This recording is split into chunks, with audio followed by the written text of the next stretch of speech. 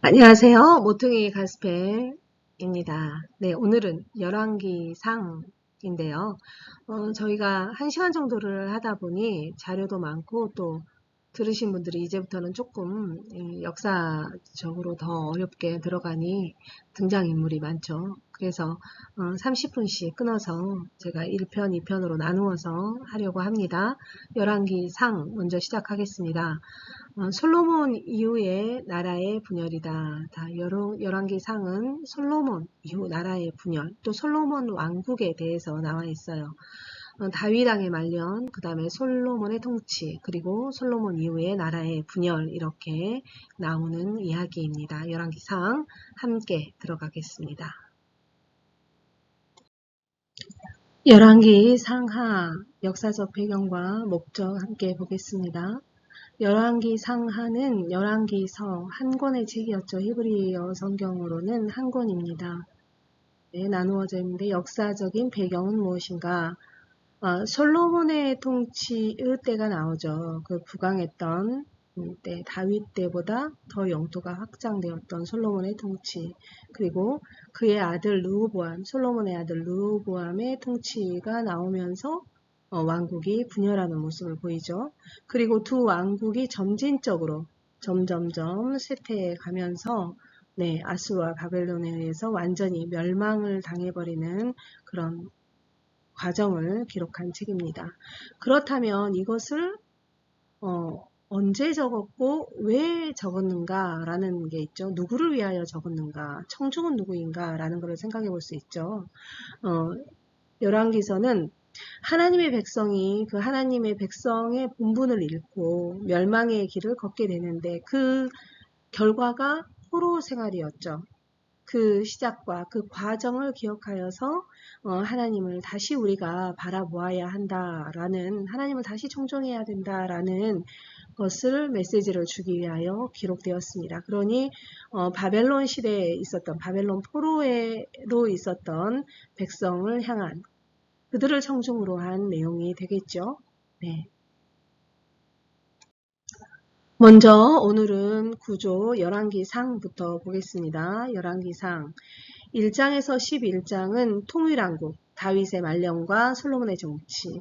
이때만 해도 이제 통일왕국, 사울 40, 다윗 40년, 또 솔로몬이 40년이라고 했죠. 총 120년의 통일왕국, 왕국시대, 단일왕국 시대였을 때의 이야기예요.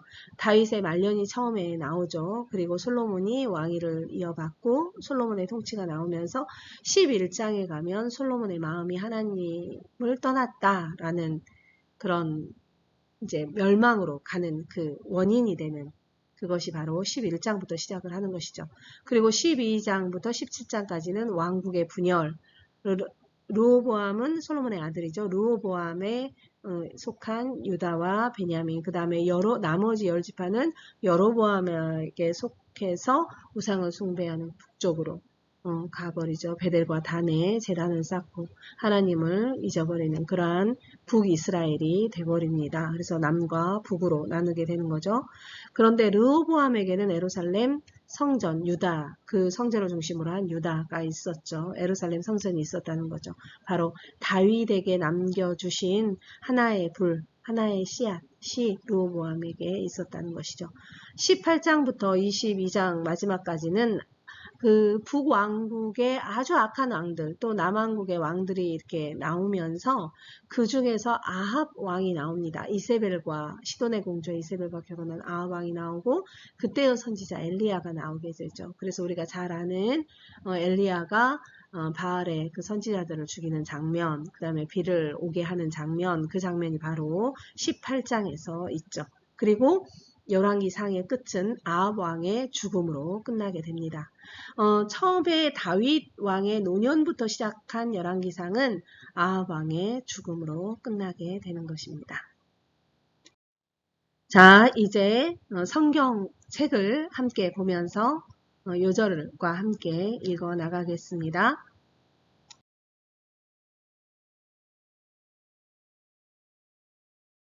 열왕기상 1장 1절부터 보겠습니다. 다윗 왕이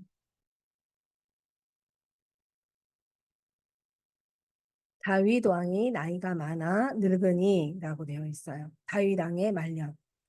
수냄 여자 아비삭. 기억해 두세요. 수냄 여자 아비삭을 얻었더라. 처녀를 구해서 이제 시중 들게 했다. 그러나 잠자리는 하지 않았다. 자, 6절 압살롬 다음에 태어난 자고 용모가 심히 준수한 아들 아도니아가 다윗에 이어서 본인이 왕이 되려고 합니다. 그래서 어, 그와 함께 했던 자가 누구냐? 스루아의 아들 요압 제사장 아비아달과 모의를 했다. 요압은 압살롬을 죽였던 사람이죠. 아비아달과 모의를 해서 이제 이를 솔로몬 이제 대신 왕으로 세우려고 한 거죠. 솔로몬 그것을 안 나단 선지자죠. 선지자가 밧세바에게 이러한 사실을 알리고 다윗에게 이제 확답을 받으라고 합니다. 그래서 다윗에게 가서 밧세바가 말을 하죠. 그리고 왕이 33절에 너희는 너희 주의 신하들을 데리고 내 아들 솔로몬을 내 노새에 태우고 기온으로 인도하여 내려가서 기름을 부어 이스라엘 왕으로 삼아라. 솔로몬을 왕으로 삼으라. 이제 그렇게 말하는 거죠. 다윗의 이야기죠. 그래서 그렇게 하니 아도니아가 왕이 되려다가 깜짝 놀란 거죠. 솔로몬을 두려워서 일어나 제단 뿔을 잡았다. 제단 뿔을 잡았다는 것은 이제 완전 항복한다는 거예요. 살려달라는 거예요. 다윗이 솔로몬에게 마지막으로 유언을 합니다. 다윗이 죽을 날이 임박하매. 3절입니다. 2장 3절.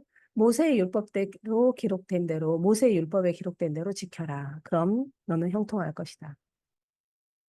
그리고 마음을 다하고 성품을 다하고 진실이 내 앞에서 행하라. 하나님을 섬겨라. 그러면 어, 네 자손이 이 이스라엘 왕에서 끊어지지 않을 것이다. 그리고 세 가지 부탁을 합니다. 스루의 아들 요압이 어, 참 나에게 거꾸러운 사람이었다. 그리고 마땅히 길르앗 바실리의 아들들에게 은총을 베풀어라. 그렇죠? 그 강 건널 때 도움이 되었죠. 그다음에 베냐민 사람 게레아의 아들 시므이가 마찬가지죠. 압살롬을 피해 도망갈 때 악독한 말로 나를 저주했다. 그러니 이들이 나에게 어, 이들을 무죄한 자로 여기지 마라. 분명히 다윗은 살려준다고 했어요, 이들에게. 그리고 자기가 살아있을 동안에는 손대지 않았습니다. 그러나 죽음에 임박해서 아들에게 이들을 처리하라고 얘기하죠. 어떻게 보면 아들 이렇게 왔다 갔다 하는 사람들이 아들의 나라에 좋을 게 없다라고 판단해서 있을 수도 있어요. 그러나 분명한 것은 하나님의 이름으로 또 모든 사람들 앞에서 왕이 하나님을 믿은 왕이 어, 약속을 한 것이죠. 다윗이 죽습니다. 40년 동안 견고히 나라가 섰었다. 자, 아도니아, 아까 아도니아 누구라 그랬죠? 압살롬의 형이라 그랬죠. 먼저 난 자. 압살롬 형이 아도니아가 왕이 될래라 말았잖아요. 그러니까 좀 열이 받았죠. 그래서 수냄 여자 아비삭, 아까 누구라 그랬죠? 1장 처음에 나왔죠. 마지막 다윗의 시중을 들었던 여자, 그 여자를 아내 삼게 하소서 이러는 거예요.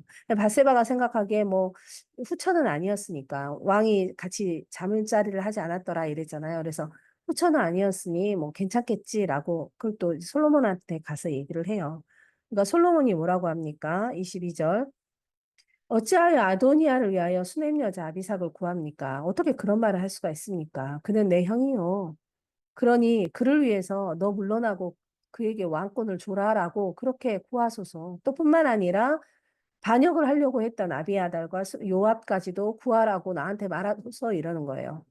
이게 왜냐면 어 압살롬이 다윗을 능멸하기 위해서 다윗의 후처와 대낮에 어, 아버지의 후처들을 범했잖아요. 그것을 백성이 봤고 그거나 같은 거예요. 이거는 권위에 대한 희롱이고 다윗과 솔로몬을 함께 욕되게 하는 것이죠. 그래서 너 안 되겠다. 그리고 쳐 죽였다. 그리고 따라서 요압도 다 죽였다. 그렇죠. 그리고 시므이도 죽였다. 라는 것이죠. 자, 솔로몬이 어, 하나님을 사랑하고 아버지 다윗의 법도를 행했습니다. 그러나 3장 3절 산당에서 제사하며 분향했더라. 또 3장 1절에 복선이 있죠. 복선. 애굽 왕 바로와 더불어 혼인 관계를 맺어서 그의 딸을 맞이하고 다윗성에 데려다 두었다. 다윗성, 다윗성. 다윗이 24시간 하나님을 찬양하던 그런 다윗성에 두었다. 자, 딸만 왔겠어요? 우상도 같이 왔겠죠. 9절입니다. 누가, 9절은 중요한 건데, 하나님이 꿈에 나타나요. 너에게 뭐 줄까라고 솔로몬한테 물어봅니다. 솔로몬의 의도, 나는 작은 아이입니다. 9절. 누가 이 많은 백성을 재판할 수 있겠습니까? 그러니 하나님의 마음, 하나님의 그 뜻을 듣는, 헤아릴 수 있는 그 마음을 나에게 주십시오. 그 귀를 나에게 주십시오라고 하는 거예요. 그래서 선악을 분별하게 하십시오. 왜? 나를 위해서, 아니, 하나님의 백성을 위해서, 하나님의 백성을 잘 재판하고 억울한 자가 없기 위해서. 이것이 주의 마음에 든지라. 그래서 하나님이 나머지도 옵션으로 다 주겠다라고 해서 다 받아버리죠. 네, 솔로몬의 그런 지혜로운 재판이 나오고 솔로몬의 영화가 나옵니다. 4장 24절에 그 강의 왕을 모두 다스렸다. 사방에 둘인 민족과 평화를 누렸다. 뭐 조공을 받았다라는 거죠. 25절 평안히 살았다. 27절 부족함이 없게 하였다. 그리고 드디어 솔로몬이 건축을 준비하게 됩니다. 이때가 언제냐? 6장 1절 애굽 땅에서 나온 지 480년이다.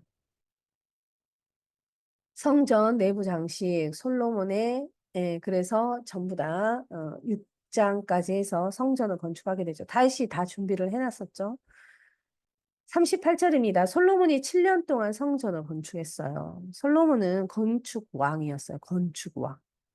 어마어마하게 많은 건축을. 그래서 성전을 건축했는데 궁도, 자기가 살 궁도 건축했어요. 7장 1절. 자기의 궁을 13년 동안 건축하여 그 전부를 준공하니라. 네. 성전 건축을 했으니 솔로몬이 끝까지 잘 살았다. 축복받았다. 거기하고 연결 짓지 마세요. 또 성전과 지금의 교회와도 연결 짓지 마세요. 예수님이 십자가에서 운명하셨을 때 성전의 지성소를 치고 있었던 휘장이 찢어졌다라는 것. 그때 이미 성전은 사라지는 것. 그때부터 성전은 의미가 없는 것입니다. 네, 교회와 성전은 다릅니다. 그래서 이렇게 쭉 만들게 되는데 언약궤가 드디어 여호와의 성전에 들어오게 됩니다. 8장 여호와의 언약궤를 다윗성에서 모셔 구룹 날개 아래 지성소 안에 시은좌라고 하죠. 거기에 두었다.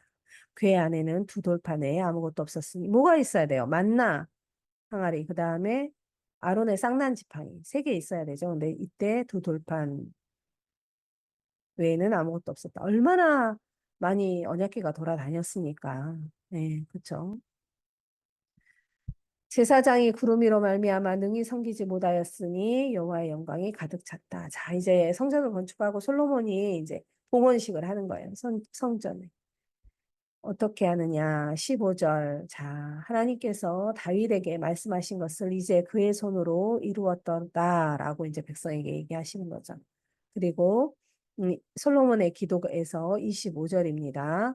8장 25절.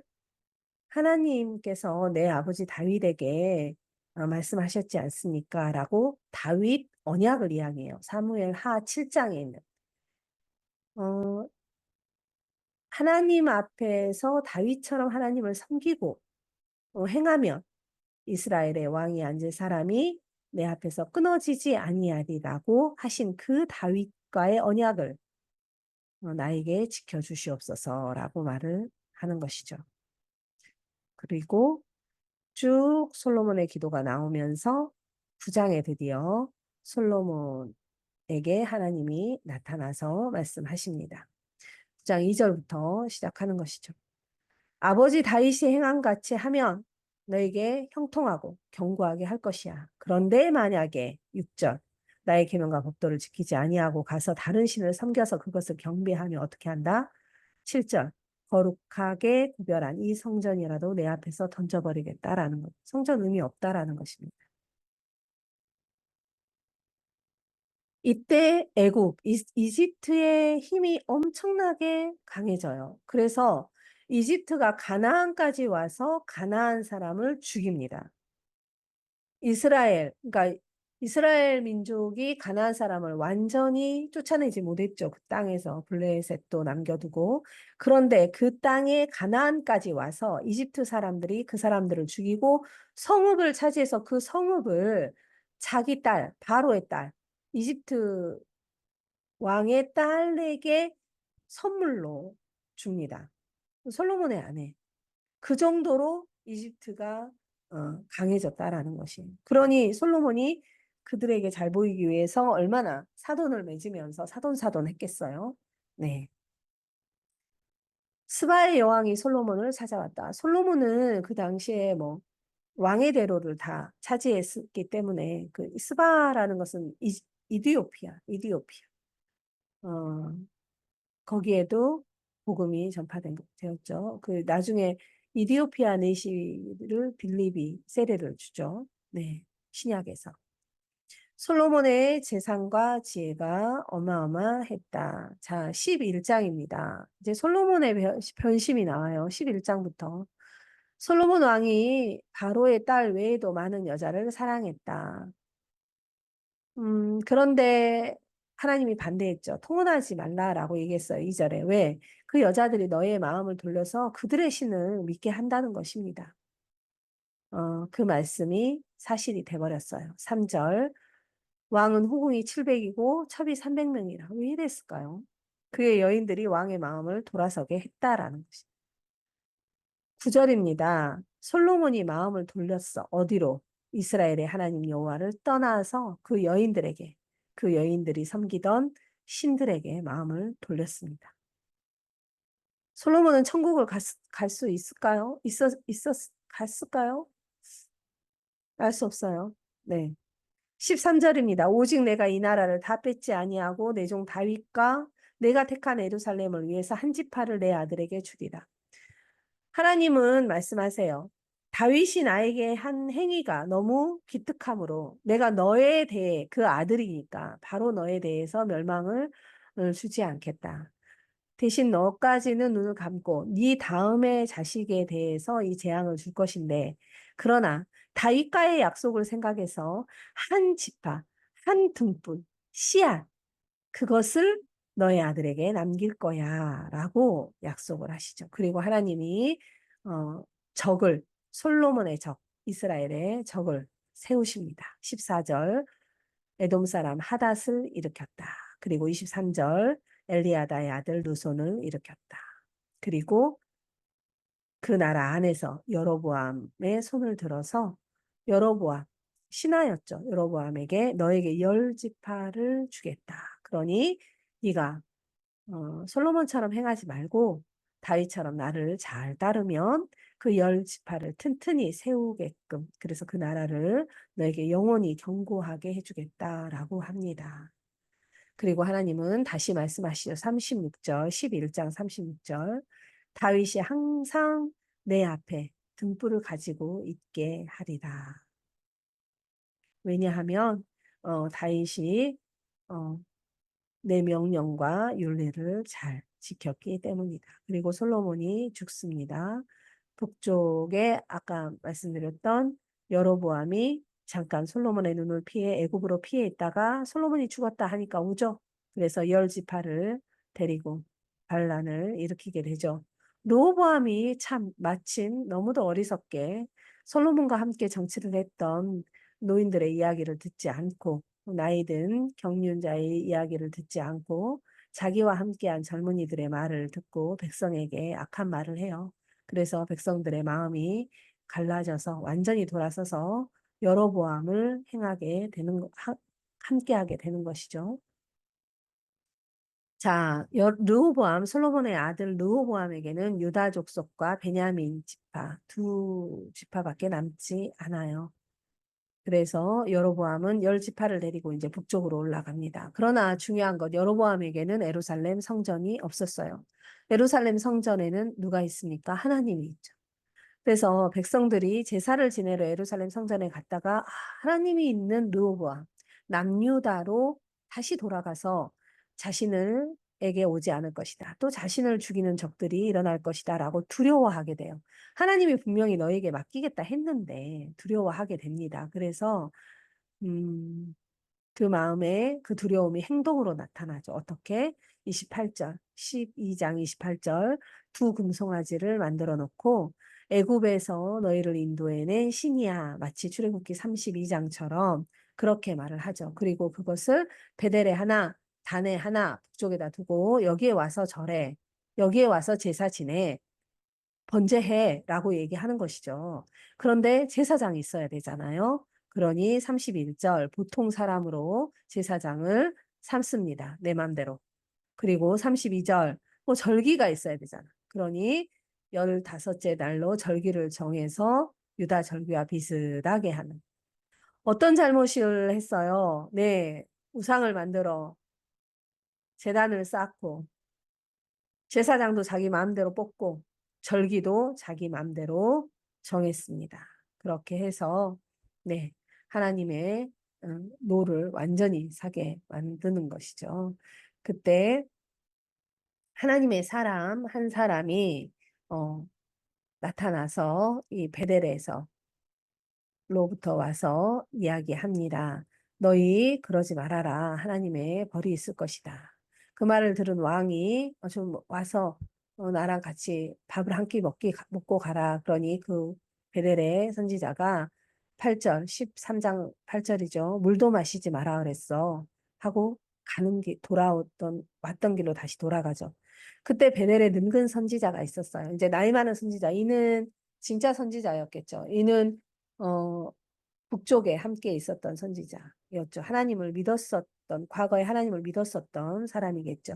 그가 이 사람에게 나타나서 나와 함께 가서 떡을 먹자라고 말을 해요. 그러니까 이 사람이 싫다라고 하죠. 그러니까 어, 거짓말을 합니다. 그대와 같은 선지자야 나는. 여기까지 사실이죠. 그런데 천사가 여호와의 말씀으로 내게 이르기를 당신을 와가 함께 하나님이 나와 함께 당신이 같이 떡을 떼고 물을 마시고 그렇게 하라고 했어. 그러니 그러지 말고 나와 함께 가서 밥을 먹자라고 이야기를 해요. 거짓말을 한 거죠. 그것에 이제 어, 이 선지자가 흔들려 버린. 그리고 그러자 그러면 하고 거기에서 같이 밥을 먹는 것이죠. 가는 길에 사자에게 물려 죽습니다. 그래서 늙은 선지자가 그를 데려다가 장사 지냈다. 왜 이 내용이 여기에 삽입이 됐을까요? 분리되는 내용이죠. 그런데 하나의 이야기가 삽입이 됩니다. 그만큼 나이 많은 늙은이고 젊은이고 온 사람이고 거기에 있는 사람이고 모두 왕이고 모두가 눈이 어둡고 영적인 분별력이 없었던 그런 시대였다라는 거죠. 하나님을 다 알고 하나님을 믿기도 했겠죠. 믿기도 했겠지만 그들의 믿음은 믿음이 아니었었죠. 하나님 보시기에 모두 다 악해서 이러한 결과를 낳게 되는 것이죠. 여로보암은 이 일 후에도 악한 길을 떠나지 않았습니다. 그래서 처음에 자기를 이게 예언했던 선지자 아이야에게 예, 자기의 아내를 보냅니다. 왜냐하면 아들이 아팠거든. 아들이 죽게 생겼으니까 이제 보냈어요. 그 선지자가 말합니다. 9절입니다. 너는 도저히 안 된다. 너무 악을 행하고 나를 노엽게 했다. 그리고 나를 내 등 뒤에서 버렸다라고 얘기해. 그래서 결론 10절 말갛게 쓸어버릴 것이다. 그리고 유다 왕 르호보암은 어떻게 됩니까? 산당과 우상과 아세라상을 세우고 또 애굽 왕 시삭이 올라와서 예루살렘을 치는 그런 수모를 당하게 됩니다. 여로보암도 죽고 르호보암도 죽게 되는 것이죠. 그 다음에 유다 왕 아비얌의 이야기가 나옵니다. 계속해서 유다 왕들이 악했지만 그랬죠. 르호보암 왕도 하나님에게 악했죠. 그러나 하나님은 그 씨를 꺼트리지 않은 거예요. 왜? 다윗의 언약이 있었기 때문에 그 말씀이 여기에서 나와요. 15장 5절 다윗이 햇사람 우리알 위에는 여호와 보시기에 정직하게 행했어.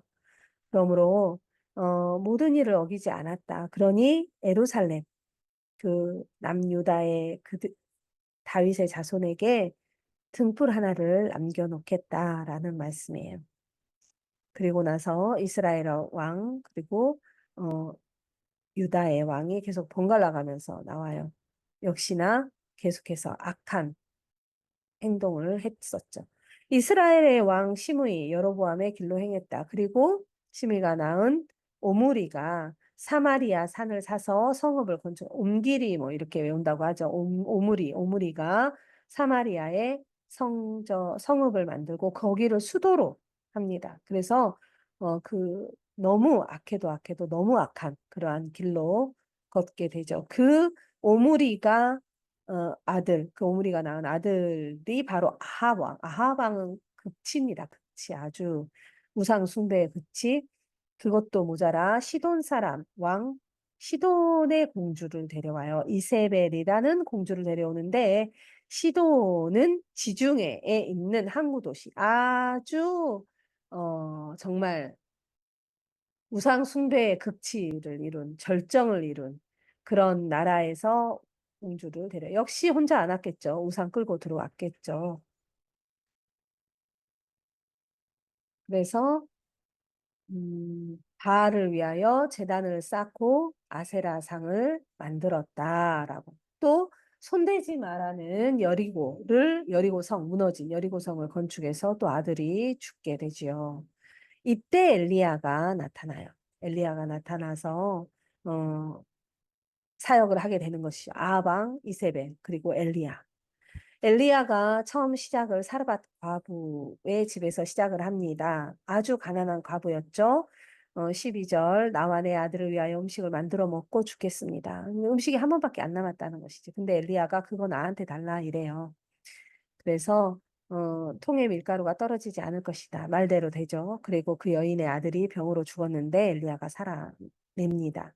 그리고 엘리야와 바알 선지자들의 이야기 850명의 바알 선지자를 엘리야가 너희 제단을 쌓고 나의 제단을 쌓고 오늘날 너희가 믿는 바알과 아세라 그리고 내가 믿는 하나님이 누가 진정한 신인지 제단에 불을 내려서 그 재물이 탔을 때 어떤 신이 참 신인지 한번 보자라고 함께 제단을 쌓죠. 그것을 아합에게 내가 보일 것이다. 아합아, 정신 차려라. 어떤 신이 참 신인지를 보아라. 라고 했던 거죠. 결과는 어떻게 됩니까? 18장 38절 이에 여호와의 불이 내려서 번제물과 나무와 혹과 흙을 태우고 도랑에 물을 핥은지라. 이 제물에게도 막 물을 뿌렸잖아요. 도랑에 물이 있었고. 근데 그 물을 다 증발시킬 정도로 강한 불이 내렸다라는 거예요. 그리고 그걸 힘입어서 엘리야가 850명의 바알과 아세라를 섬겼던 선지자들을 목을 쳐 죽입니다. 가뭄이 굳혔다. 엘리야가 7번까지 사원을 불러서 구름이 있는가 보아라, 빗소리가 들리는가 보아라 라고 했을 때 손바닥만한 작은 구름이 일어납니다 라고 했을 때 여호와의 능력이 엘리야에게 임하여 아합에게 가서 이제 비를 내릴 것이다 라고 하죠. 비가 내립니다. 근데 이 말을 들은 이세벨 악녀 19장 2절 엘리야에게 사신을 보내서 내 선지자 다 죽인 너도 그렇게 죽을 거야. 너 분명히 내가 죽일 거야. 라고 말을 해요. 아직 정신 못 차린 거죠. 바로하고 똑같죠? 애굽의 바로. 보아도 우리가 눈으로 기적을 보면 잘 믿을 수 있어. 거짓말이에요. 거짓말. 그거 기적 그 봐도 믿지 않습니다. 우리 이거 구약이니까 신약은 그렇지 않아. 아니에요. 똑같아요. 믿음의 눈으로 보면 하나님이 살아계시다는 그것이 눈에 보이죠. 그러나 믿지 않는 자는 보이지 않습니다. 또한 똑같이 겪어도 믿지 않아요. 네, 그것이 사람의 악입니다. 이 말을 들은 엘리야는 갑자기 약해집니다. 그래서 도망가요. 죽기를 원한다. 그런 하나님이 천사가 나타나서 엘리야에게 먹이고 재우고 우리 많이 들었죠. 로뎀나무 아래에서. 그때 하나님이 엘리야에게 정신을 차린 엘리야에게 말합니다. 세 가지를 명하세요. 하사엘에게 기름을 부어 아람 왕이 되게 해라. 에후에게 기름 부어 이스라엘의 왕이 되게 해라. 엘리사에게 기름을 부어 너를 대신해서 선지자에게 되게 해라. 세 가지 일을 시킵니다. 그런데 이 일은 무엇이냐? 하사엘의 칼을 피하는 자를 에후가 죽일 것이다. 에후의 칼을 피하는 자를 엘리사가 죽일 것이다. 즉, 네가 이렇게 도망와서 내가 이렇게 많은 일을 행했는데 하나님 나를 위해서가 아니라 하나님을 위하여 이러한 기적을 보게 했는데 변한 게 하나도 없어. 하나님이 살아계심을 그렇게 보여줬는데 사람들의 마음은 그대로 강팍해. 전도되는 사람이 하나도 없어. 그랬을 때 엘리야가 번아웃 돼 버리는 거죠. 낙심한 거죠.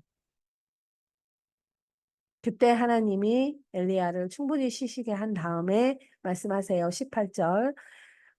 이스라엘 가운데 바알에게 무릎 꿇지 않은 자 7천 명이 있다라는 것이에요. 나 혼자라고 여기죠. 나 혼자. 엘리야가 말합니다. 나 혼자입니다. 나 혼자만 남아 있습니다. 라고 말을 할 때 하나님은 바알에게 무릎 꿇지 않은 7천 명이 있다라고 하죠. 혼자가 아니라는 것이 하나님의 영적인 전사들, 또 하나님의 참 일을 위하여 싸우는 정의와 공의를 위하여 싸우는 자들이 나 혼자만 있다는 것이 아닙니다. 나 혼자 그러면 나 혼자만 의인이게요? 그것이 아니라는 거죠.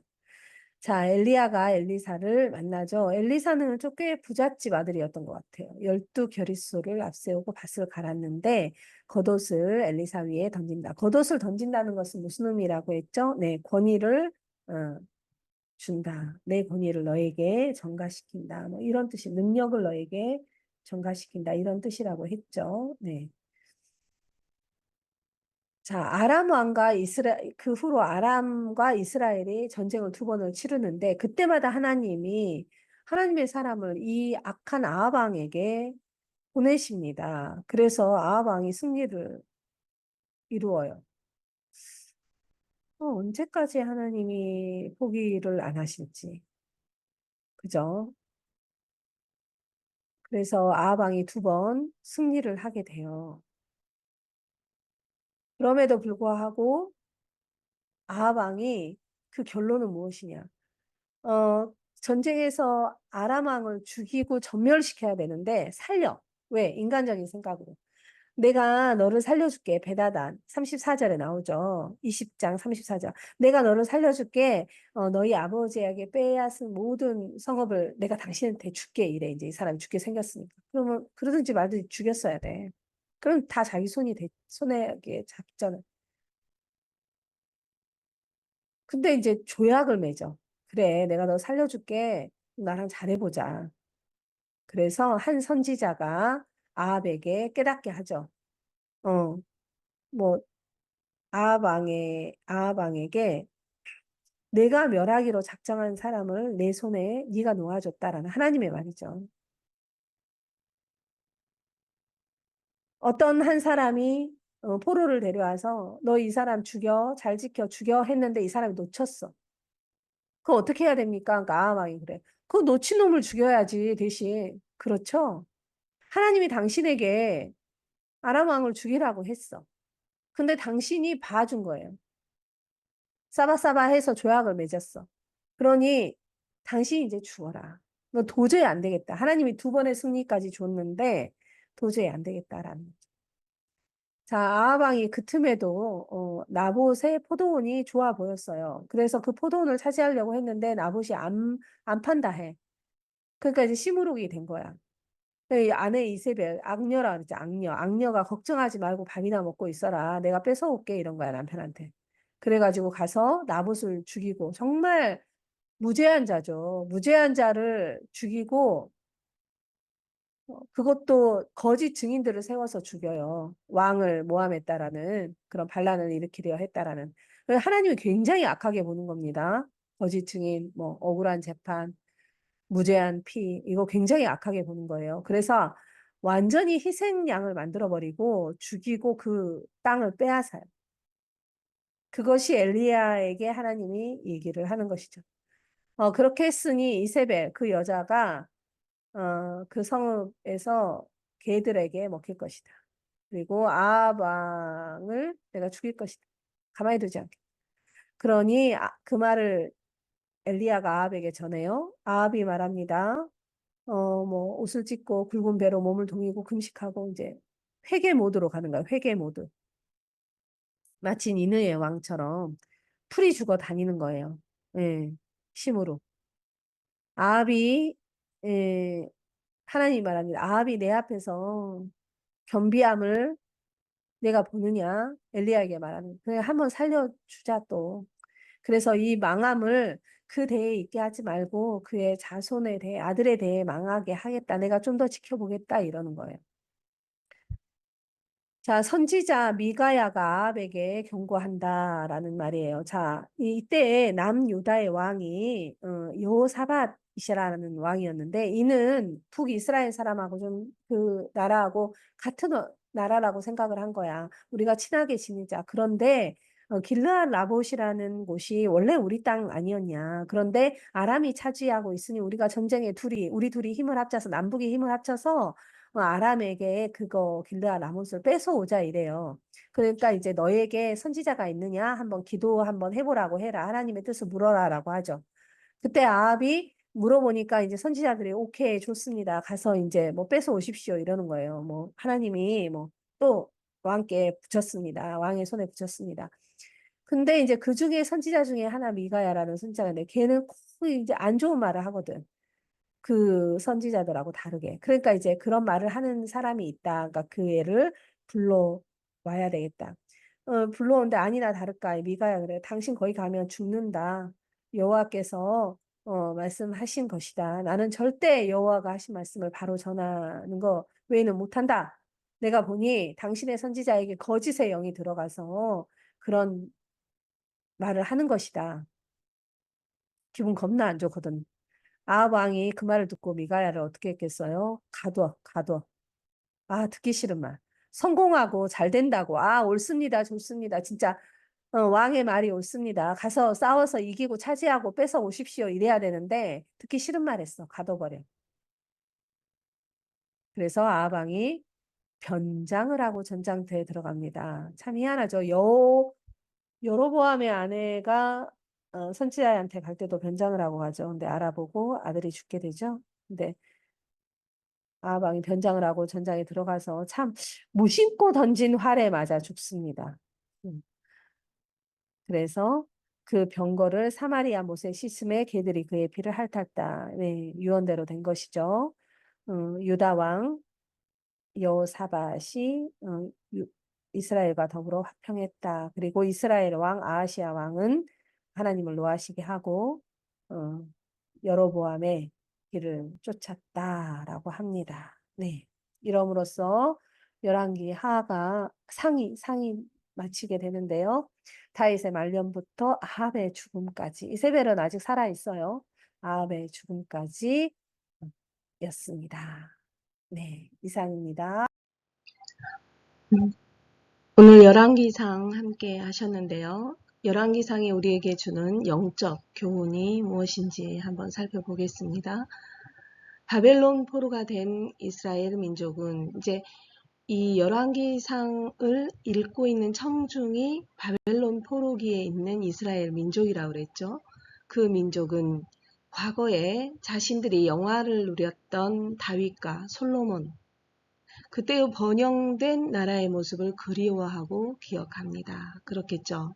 얼마나 우리가 정말 이집트하고 또 그 외에 주위의 모든 나라와 그렇게 화목하고 조공을 받고 번영을 누리고 넓은 영토를 차지하고 살았었는데 어떻게 우리가 이렇게 되었을까라는 생각을 했겠죠. 그리고 하나님이 과연 다시 한번 그 때를 돌아가게 하실 수 있을까라는 그런 막연한 바램?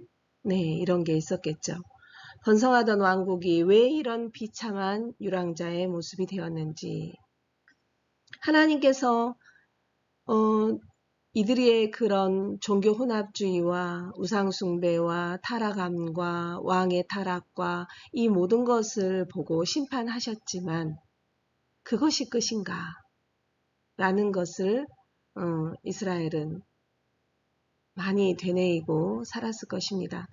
바벨론 포로기 때 이들은 하나님의 나라를 보존하기 위해서 다윗의 혈통을 보존하기 위해서 그 외국인과 섞이지 않고 자기들끼리 모여서 혼인을 하고 그 혈통을 지켜나갔어요. 우리가 잘 아는 탈무드가 바벨론 포로기 시기에 바벨론 탈무드라 그래서 그 시기에 적어져 있었던 책입니다. 그들이 그만큼 하나님의 율법 그리고 조례들을 기억해 가면서 정말 성전도 없고 번제를 드린 제단도 없었지만 그들은 하나님을 기억하면서 철저하게 회개하면서 또한 그날을 그리워하고 하나님을 그리워하면서 70년의 포로 생활을 견디어낸 것이죠.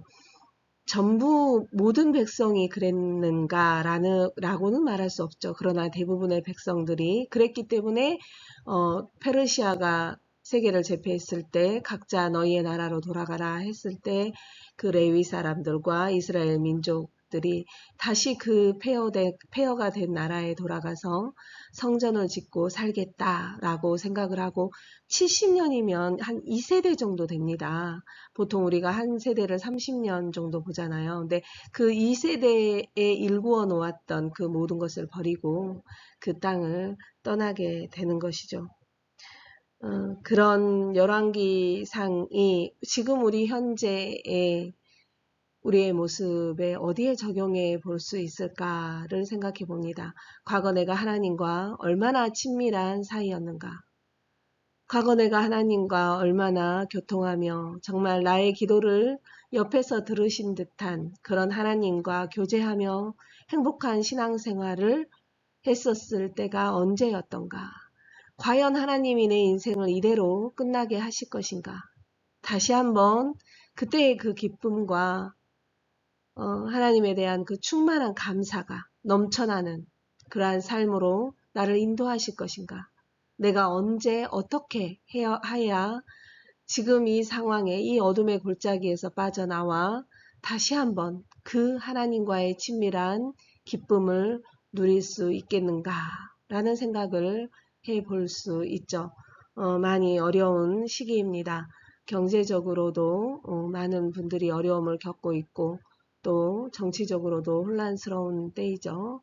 그러나 이럴 때일수록 우리가 하나님과 가장 친밀하고 좋았던 그때를 그리워하고 생각하면서 거기에서 떨어지지 아니하도록 항상 기도에 깨어서 기도해야 할 것입니다. 또한 떨어졌다라고 생각하시는 분들은 다시 한번 이스라엘이 그것이 끝이 아니었습니다. 그랬기 때문에 우리의 인생도 그 사막의 골짜기에서 끝이 아니라는 것을 분명히 기억하시고 다시 도약하시기를 바랍니다.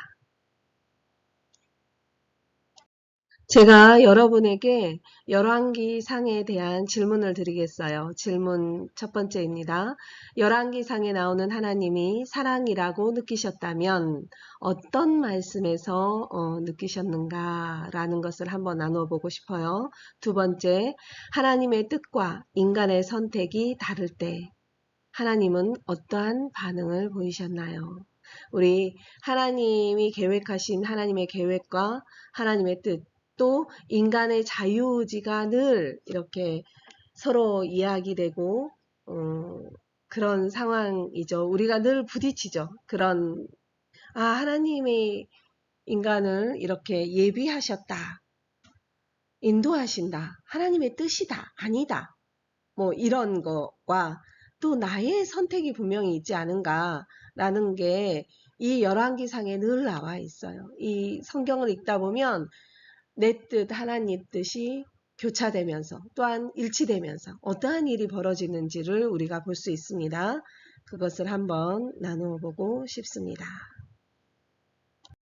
늘 말씀드리지만 자료는 네, 블로그에 오셔서 다운받으셔서 사용하십시오. 열왕기상은 여러 왕들이 나오고 하기 때문에 솔로몬 앞부분만 읽고 좀 이렇게 소홀히 되는 그런 경우가 많은 것 같은데요. 차근차근 읽어보시면 굉장히 우리에게 적용이 많이 되는 듯한 그런 인생사가 보이는 그러한 내용들입니다. 잘 읽어보시고 각자에게 주시는 그런 은혜 꼭 체험하시기를 기도합니다. 오늘도 함께 하신 여러분을 축복하고 사랑합니다. 감사합니다.